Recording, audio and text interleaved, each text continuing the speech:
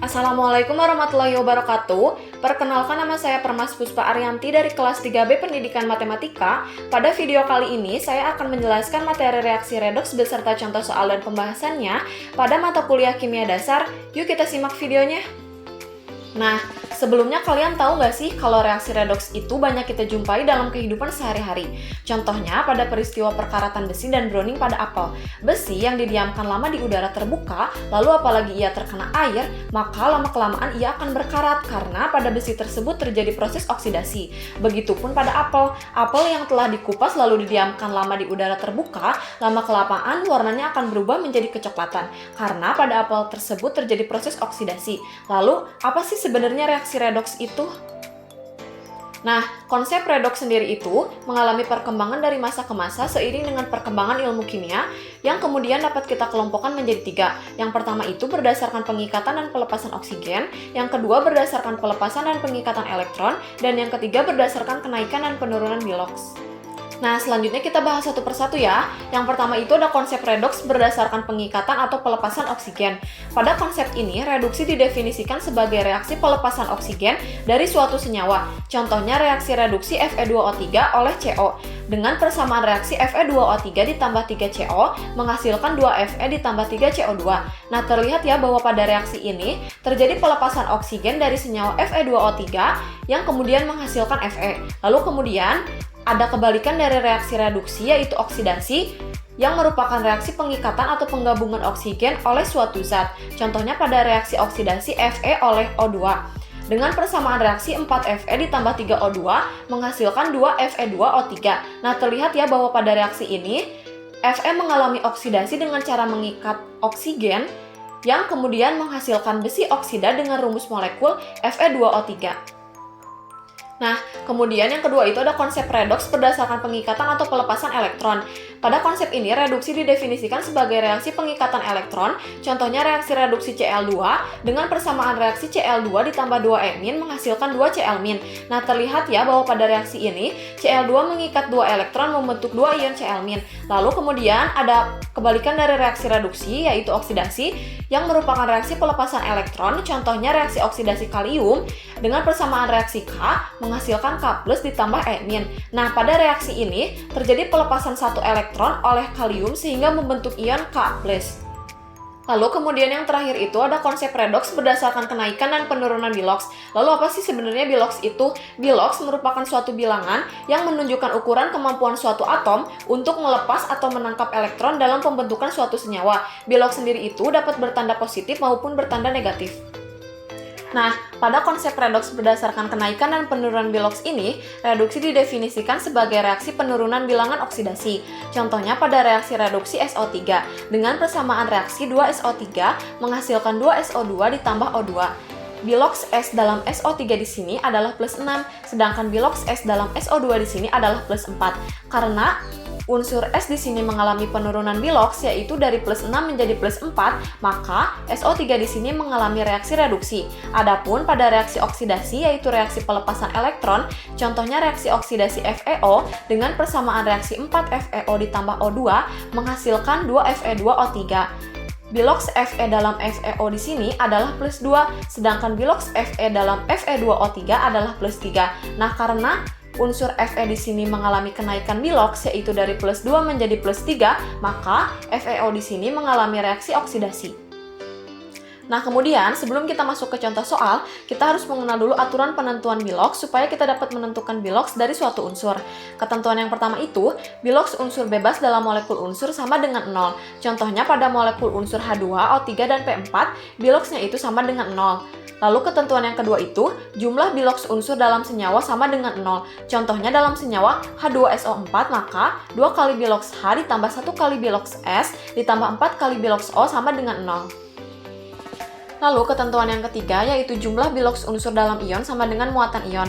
Contohnya pada ion C2O4 2-, maka 2 kali biloks C ditambah 4 kali biloks O sama dengan -2, di mana -2 di sini merupakan muatan dari ion oksalat tersebut. Kemudian ketentuan yang keempat yaitu biloks unsur dalam senyawa terbagi menjadi beberapa. Nah, yang pertama itu biloks H sama dengan +1. Contohnya pada senyawa HCl yaitu biloks H-nya itu sama dengan +1 kecuali pada hidrida. Nah, Kemudian, bilox O itu umumnya sama dengan min 2. Contohnya pada senyawa H2O, bilox O-nya itu sama dengan min 2 kecuali pada peroksida, superoksida, dan oksifluorida. Nah, kemudian ada logam golongan 1A atau disebut juga logam golongan alkali. Biloxnya itu sama dengan plus 1. Contohnya seperti Li, Na, K, Rb, Cs, dan Fr. Kemudian ada logam golongan 2A atau disebut juga logam golongan alkali tanah. Biloxnya itu sama dengan plus 2. Contohnya seperti Be, Mg, Ca, Sr, Ba, dan Ra. Lalu untuk logam lainnya yaitu Ag sama dengan plus 1, Zn sama dengan plus 2, Al sama dengan plus 3, dan Sc sama dengan plus 3. Kemudian untuk atom fluor itu umumnya selalu min 1. Contohnya pada senyawa OF2, bilox F-nya itu sama dengan min 1. Lalu bagaimana dengan halogen lainnya seperti Cl, Br, dan I? Umumnya biloxnya itu sama dengan min 1. Contohnya seperti senyawa FeCi3, bilox Ci-nya itu sama dengan min 1. Kecuali pada interhalogen dan oksihalogen. Nah, terakhir kita masuk ke contoh soal dan pembahasan. Nah, soal yang pertama itu, tentukan bilox dari unsur yang digarisbawahi. Soal pertama ada H2SO4, di mana yang digarisbawahinya itu adalah unsur S, maka yang kita cari adalah bilox dari unsur S atau sulfur ini. Nah, caranya gampang, kita tinggal lihat aja dari senyawanya, itu terdapat 2H ditambah 1S ditambah 4O sama dengan 0. Nah, kenapa 0? Karena di senyawanya tidak terdapat muatan, jadi kita tulis 0. Lalu kemudian, tadi kan kita sudah mencari bilox dari atom H yaitu 1, maka kita tulis 2 dikali 1 ditambah S ditambah 4 dikali min 2, di mana min 2 ini kita dapat dari bilox atom O-nya sama dengan 0. Maka kita dapat S-nya itu sama dengan plus 6. Lalu yang kedua itu ada Cr2O72-, di mana yang digarisbawahinya itu adalah Cr, maka yang kita cari adalah bilox dari unsur kromnya. Nah, karena di sini terdapat 2 atom krom, sedangkan yang kita cari adalah 1 buah bilox atom kromnya, maka 2Cr ditambah 7O sama dengan min 2. Nah, kenapa min 2 bukan 0? Karena min 2 di sini kita dapat dari muatan senyawanya. Jadi kita tulis min 2. Kemudian kita tulis 2Cr ditambah 7 dikali min 2 sama dengan min 2. Nah, min 2 di sini kita dapat dari bilox atom O-nya. Lalu selanjutnya kita tulis 2Cr sama dengan plus 14, di mana plus 14 ini kita dapat dari 7, pindah ruas ke sebelah kanan menjadi min 7 dikali min 2 menghasilkan plus 14, dikurangi 2 sama dengan min 2. Nah, maka kita dapat 2 buah bilox atom kromnya itu sama dengan plus 12. Maka 1 buah bilox atom kromnya itu sama dengan plus 6.